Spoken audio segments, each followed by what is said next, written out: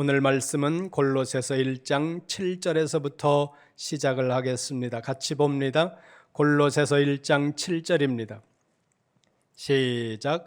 이와 같이 우리와 함께 종된 사랑하는 에바브라에게 너희가 배웠나니 그는 너희를 위한 그리스도의 신실한 일꾼이요. 아멘. 중간쯤을 보세요. 이렇게 말씀합니다.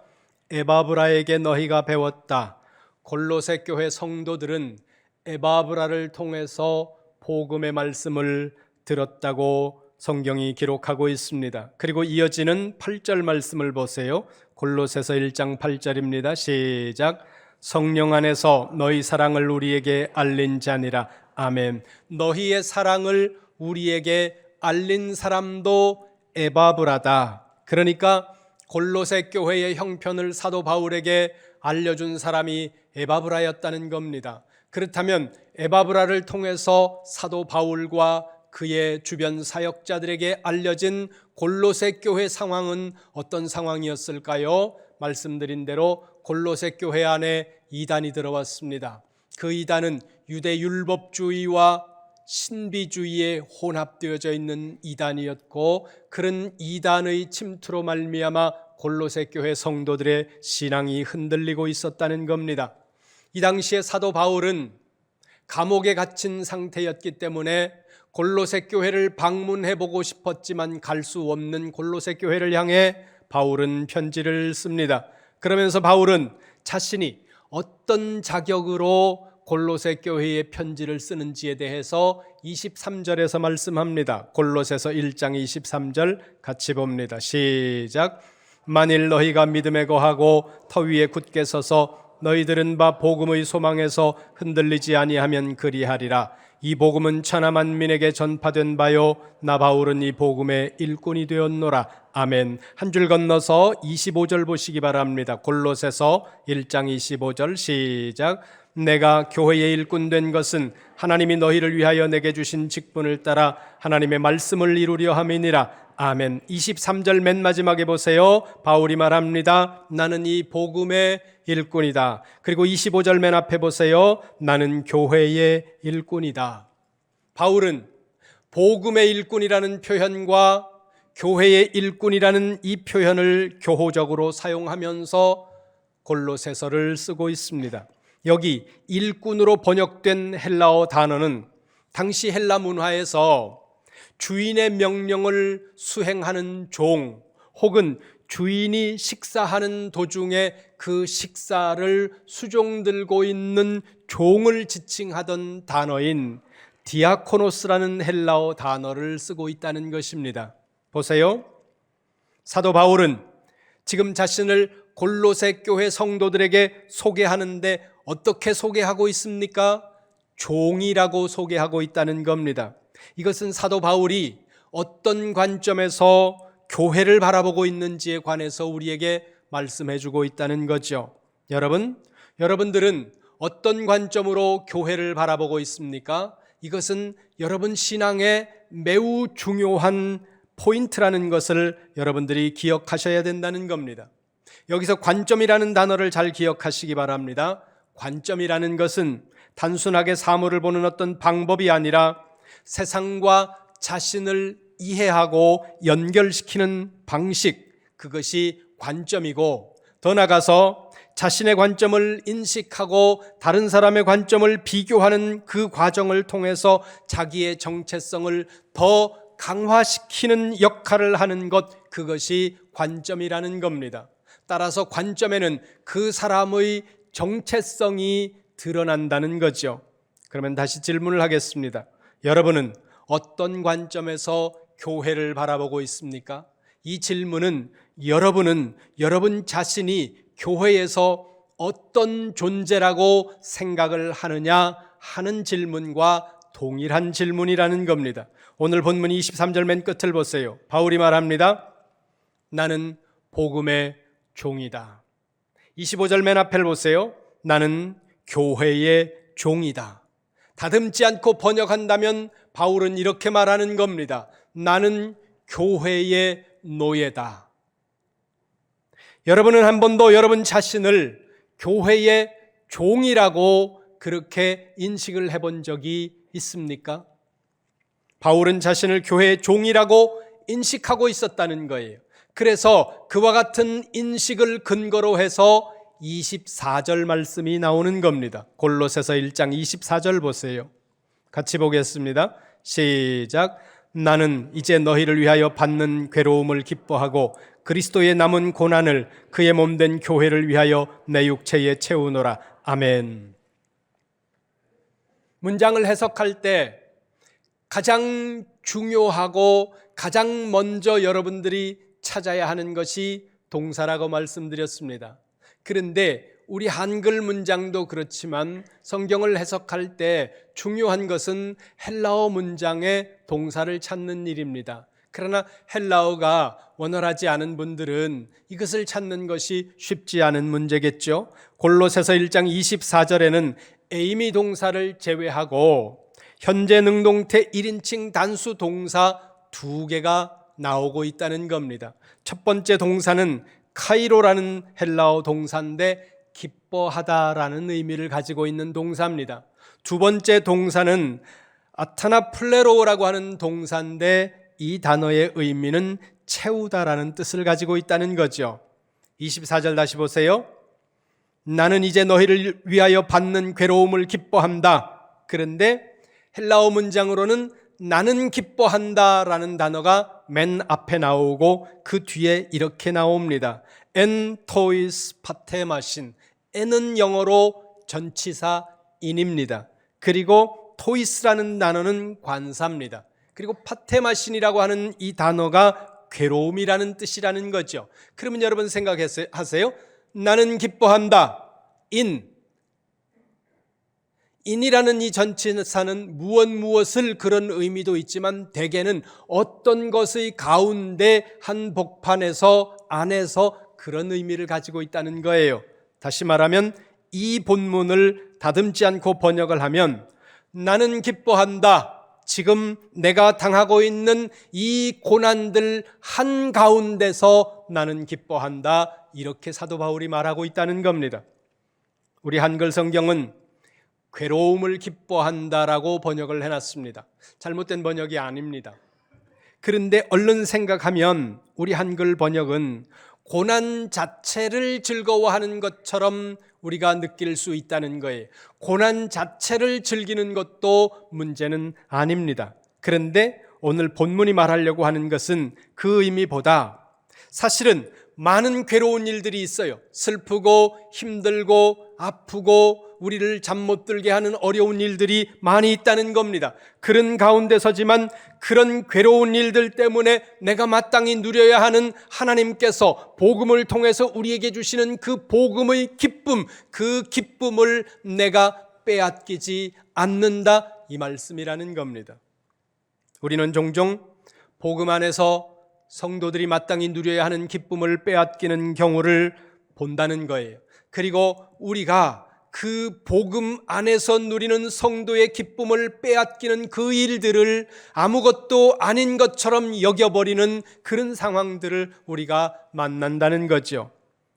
환경 때문이든 아니면 사람 때문이든 아니면 내 안에 있는 나 자신의 어떤 또 다른 문제 때문이든 우리는 그 무엇인가로 인해서 복음의 기쁨을 빼앗기는 일을 자연스러운 것이라고 우리 스스로 받아들이고 있는데 아니라는 겁니다. 성도의 삶이라는 것은 고난이 없는 삶이 아닙니다. 성도의 삶이라는 것은 고난이 둘러싸고 있는 가운데에서도 여전히 우리의 삶 속에 수많은 고난들이, 환난들이, 시련들이 우리를 어렵게 만들지라도 그 환난과 어려움과 고난들 주변에 휩싸인 나의 인생이라 할지라도 그 속에서 복음이 주는 그 기쁨을 빼앗기지 않는 것, 그것이 성도의 삶이라는 것입니다. 다윗을 볼까요? 시편 3편으로 갑니다. 시편 3편 1절 말씀입니다. 같이 봅니다. 시작. 여호와여, 나의 대적이 어찌 그리 많은지요. 일어나 나를 치는 자가 많으니이다. 아멘. 다윗이 탄식하고 있습니다. 하나님, 이 세상에 이렇게 문제가 많은 줄 몰랐습니다. 이 세상에 나를 대적하는 존재들이 이렇게 많은 줄 미처 몰랐습니다. 지금 다윗이 시편 3편을 쓰고 있는 이 상황 속에 다윗의 삶의 정황이 어떤지를 표제어로 보여주고 있습니다. 1절 앞에 표제어가 있지 않습니까? 뭐라고 써 있습니까? 다윗이 그의 아들 압살롬을 피할 때 지은 시라는 거예요. 그러면 이 시편 3편을 기록하고 있는 다윗의 지금 심리 상태와 그의 삶의 주변이 어떤지를 여러분들이 짐작이 가시겠죠? 이스라엘의 첫 번째 왕이 되었던 사울은 개인적으로 다윗에게는 장인이었습니다. 그런데 개인적으로 장인이고 이스라엘의 왕인 사울이 자신을 죽이겠다고 끊임없이 수천 명의 군사들을 거느리고 추격을 합니다. 그 추격을 피해 도망가다 때로는 블레셋 지방으로 국경을 넘어서 도망을 갔던 적도 있습니다. 그런데 국경 넘어가면 쫓아오는 사람들이 없겠지, 그런 생각을 했는데 블레셋에서도 다윗을 알아보는 사람들이 있었고 생명의 위협을 느낀 다윗은 미치광이 흉내를 하면서 간신히 그 자리에서 벗어나오기도 합니다. 그렇게 도망치던 세월 잘 견디고 마침내 이스라엘의 왕이 되었는데, 이번에는 자기 아들이 아버지의 목에 칼을 들이대면서 아버지의 왕좌를 빼앗겠다고 반역을 일으킨 겁니다. 그리고 그 반역의 무리에 다윗 정부의 가장 핵심 브레인 역할을 했던, 요즘으로 말하면 정책 보조관 같은 역할을 했던 아히도벨이라고 하는 이런 사람들까지도 그 모의의 반역에 가담을 해버렸다는 거예요. 이런 상황을 보면서 다윗은 탄식하는 겁니다. 하나님, 세상에 이렇게 대적이 많은 줄 몰랐습니다. 인생이라는 게 이렇게 도처에 대적자들로만 가득 차 있다는 것을 하나님, 내가 몰랐습니다. 하다 내 자식이 나의 원수가 되고 내 자식이 나의 대적이 되었습니다. 2절 보세요. 2절, 시편 3편 2절 같이 봅니다. 시작. 많은 사람이 나를 대적하여 말하기를 그는 하나님께 구원을 받지 못한다 하나이다. 아멘. 온 세상 사람들이 말하는 겁니다. 뭐라고 말해요? 다윗은 끝났어. 아무도 다윗을 도와줄 사람이 없고 다윗의 인생 이제 끝난 거나 마찬가지야. 그런데 다윗이 이렇게 고백합니다. 6절 보세요. 6절 같이 봅니다. 시작. 천만인이 나를 애워싸 진친다 하여도 나는 두려워하지 아니하리이다. 아멘.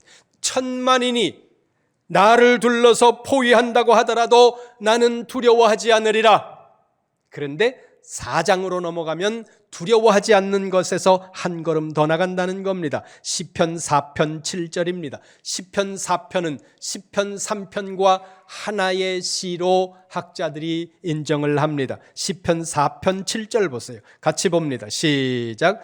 주께서 내 마음에 두신 기쁨은 그들의 곡식과 새 포도주가 풍성할 때보다 더하니이다. 아멘. 주께서 내 마음에 주신 기쁨, 하나님으로 말미암는 기쁨, 오늘 골로새의 표현으로 하면 복음으로 말미암는 그 기쁨은 그들의 곡식과 새 포도주가 풍성할 때보다, 내 주변의 환경으로 인해서 기뻐할 때보다도 더 놀라운 기쁨, 그 기쁨이 내 안에 있는데 이 기쁨을 나는 누구에게도 빼앗기지 않는다. 지금 다윗의 주변의 문제가 해결된 게 아닙니다.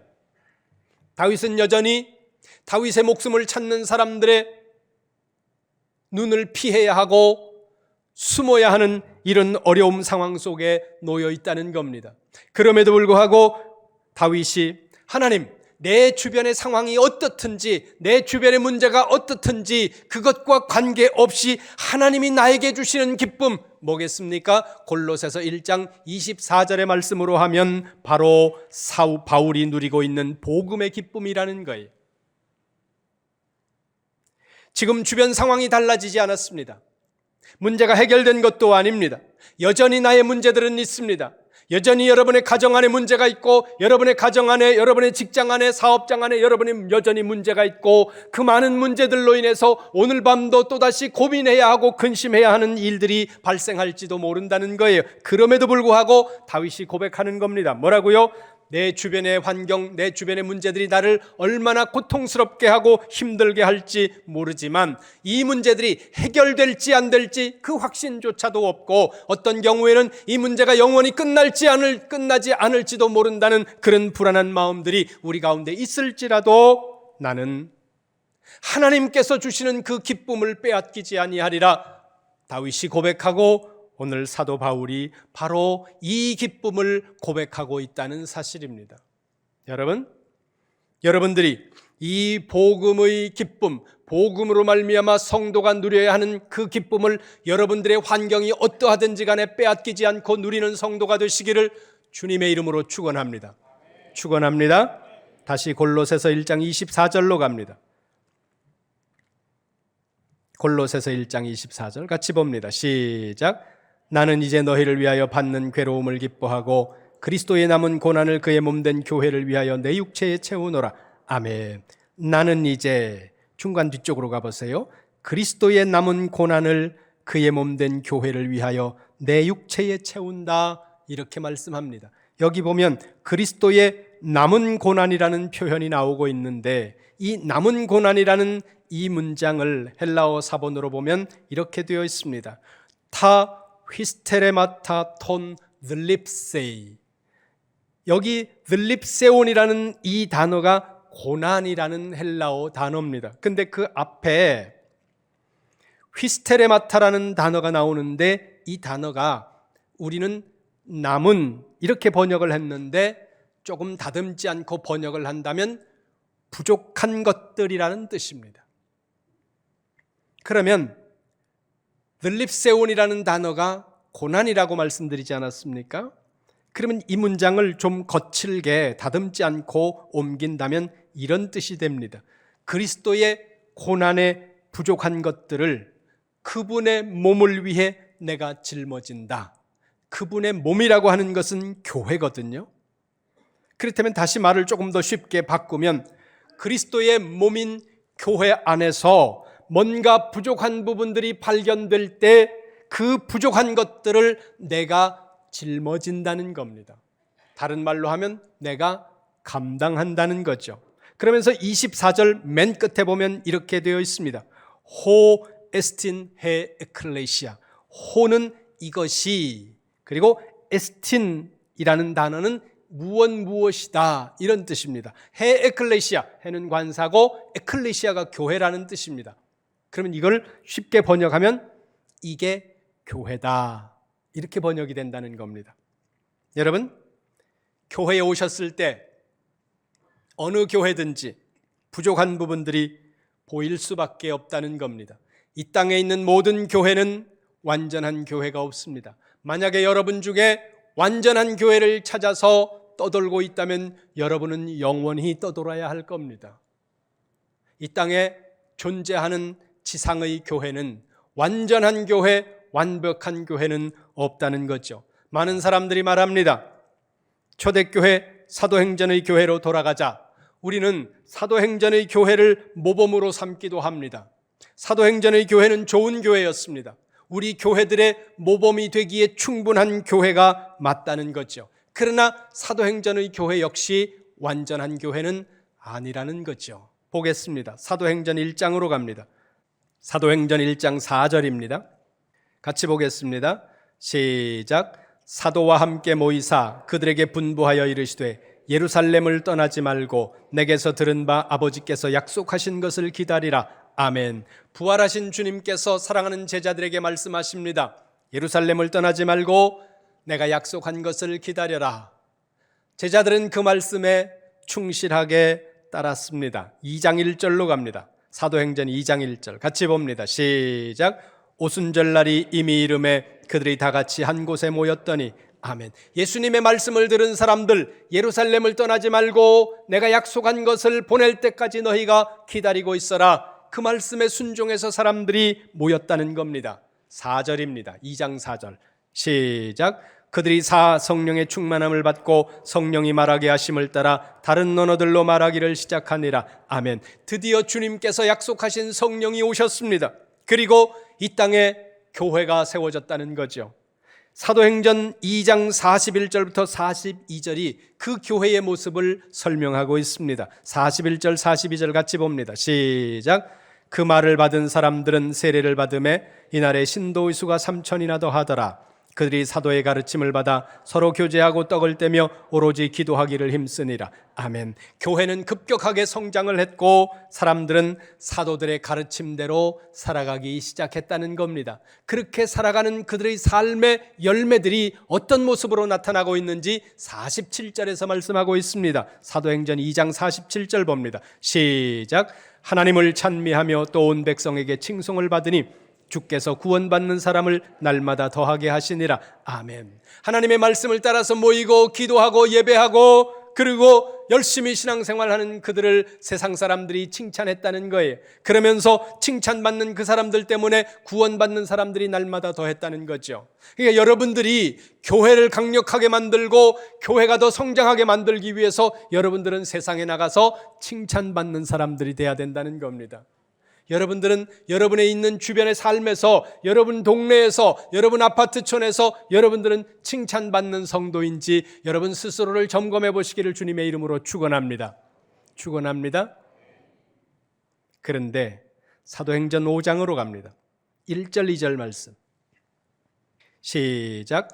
아나니아라 하는 사람이 그의 아내 삽비라와 더불어 소유를 팔아 그 값에서 얼마를 감춤해 그 아내도 알더라. 얼마만 가져다가 사도들의 발 앞에 두니. 아멘. 이들이 한 행동이 어떤 행동이었는지 3절에서 사도 베드로가 이렇게 정죄하고 있습니다. 3절 보세요. 같이 봅니다. 시작. 베드로가 이르되 아나니아야 어찌하여 사탄이 내 마음에 가득하여 내가 성령을 속이고 땅값 얼마를 값추었느냐. 아멘. 사탄이 내 마음에 가득하여 너는 성령을 속인 자가 되었다. 이렇게 말씀하고 있다는 겁니다. 이 사건이 지금 어디에서 일어나고 있습니까?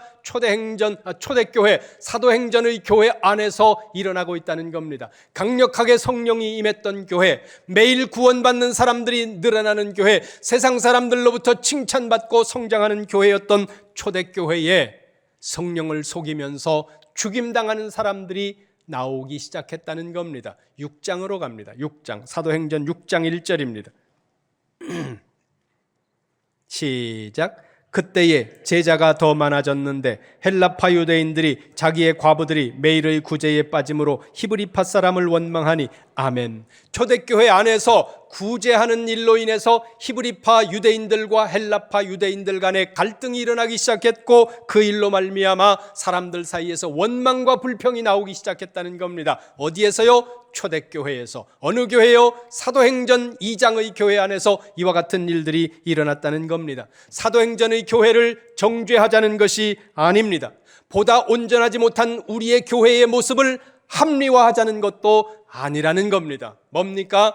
교회는 부족한 부분들이 있을 수밖에 없다는 것을 말씀드리는 거예요. 이 땅에 있는 교회는 어느 교회나 어떤 교회를 막론하고 부족하고 약한 부분이 있을 수밖에 없다는 거죠. 이 땅의 교회가 완전하지 못하다는 이 말씀은 이 땅의 모든 교회는 우리가 감당해야 하는 부족한 부분들을 어느 교회나 가지고 있다는 거예요.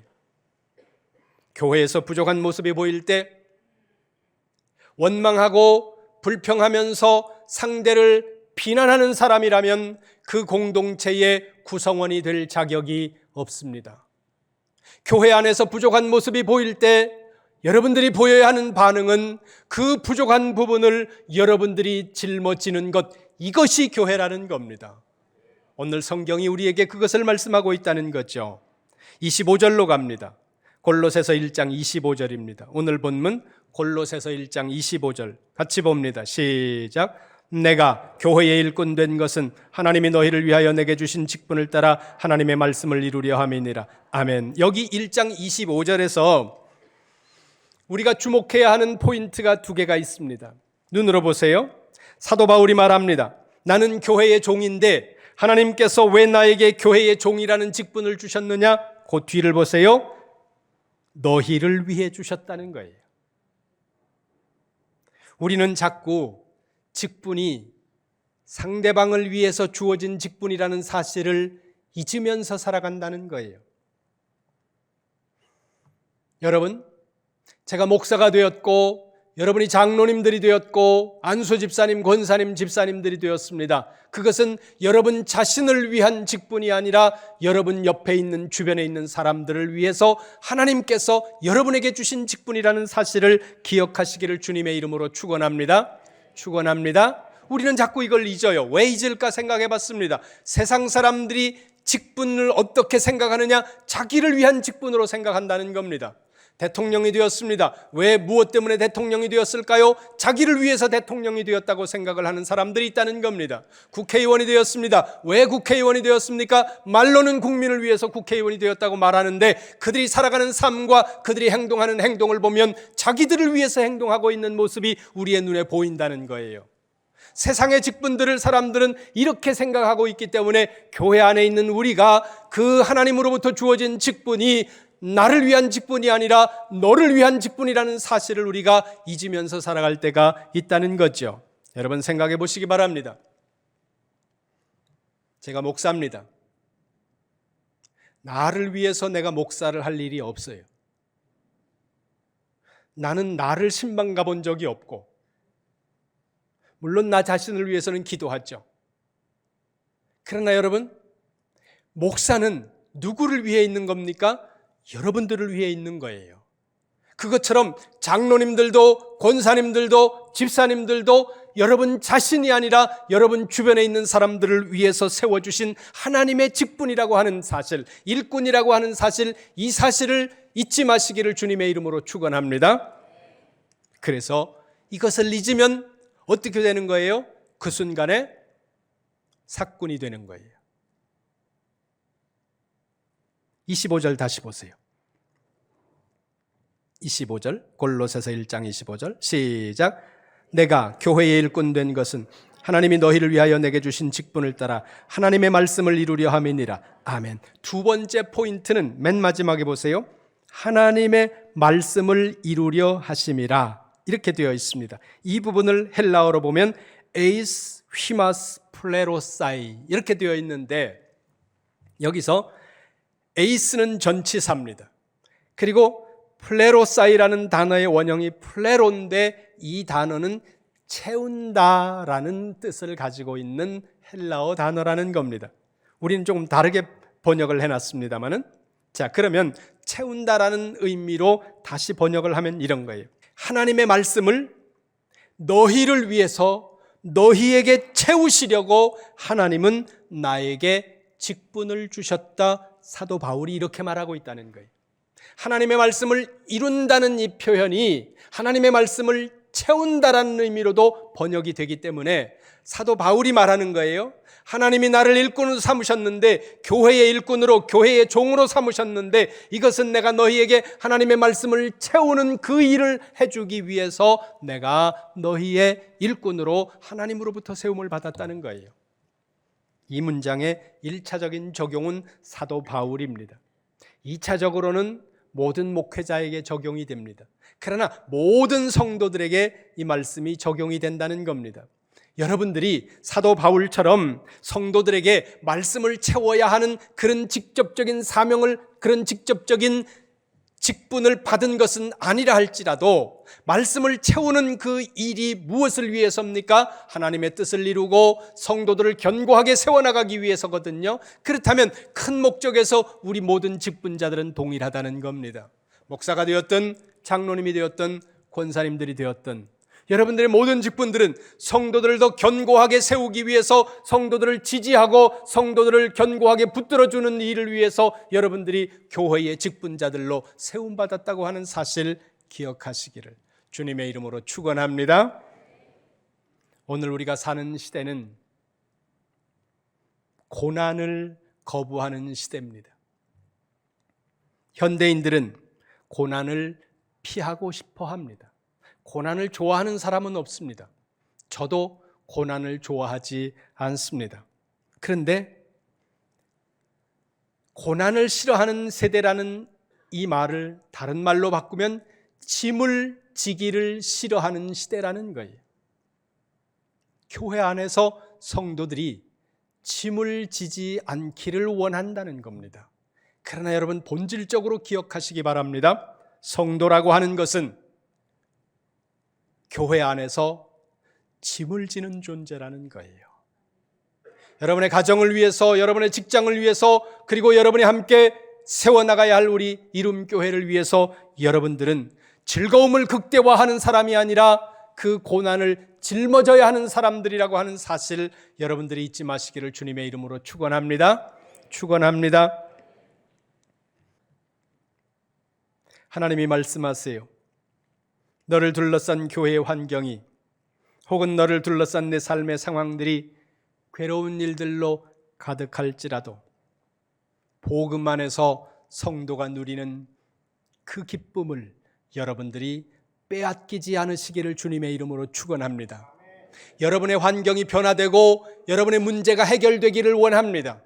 그렇게 기도하시기 바랍니다. 저도 여러분들을 위해서 그렇게 기도합니다. 그러나 여러분의 환경이 변화되지 않고 여러분의 문제가 해결되지 않고 어떤 경우에는 이 문제가 과연 해결되기는 할까? 그런 확신조차 없을지라도, 그 문제들로 둘러싸여져 있는 인생이라 할지라도 여러분 안에 복음을 통해 주시는 하나님의 기쁨을 빼앗기지 않는 성도가 되시기를 주님의 이름으로 축원합니다. 축원합니다. 그리고 교회에서 부족한 부분들이 여러분들이 눈에 발견될 때 그 부족한 부분들을 날카롭게 지적하면서 원망하고 불평하는 사람이 아니라 그 부족한 부분들을 여러분들이 짊어짐으로써 우리 이룸교회가 더 건강한 교회로 세워지도록 만드는 성도가 되시기를 주님의 이름으로 축원합니다. 축원합니다. 성도 여러분, 고난을 면하는 것만 생각하지 마시기 바랍니다. 신앙생활의 목적을 고난이 없는 것에만 두지 마시기를 바랍니다. 중요한 것은 고난 속에서도 기쁨을 빼앗기지 않는 것입니다. 내 주변의 상황이 어떠하든지 하나님께서 주시는 복음으로 인한 그 기쁨을 그 어떤 대상에게도 빼앗기지 않는 성도가 되시기를 주님의 이름으로 축원합니다. 그리고 교회에서 부족한 부분들이 발견되어질 때, 교회에서 여러분 눈에 불편한 것들이 발견되어질 때 그 부족한 부분들을 여러분들의 몸에 짊어지는 성도가 되시기를 주님의 이름으로 축원합니다. 그래서 우리 교회가 성경이 말씀하시는 하나님의 교회, 주님이 보셨을 때 내 교회야 이렇게 인정할 수 있는 건강하고 복된 하나님의 교회로 세워갈 수 있기를 주님의 이름으로 축원합니다.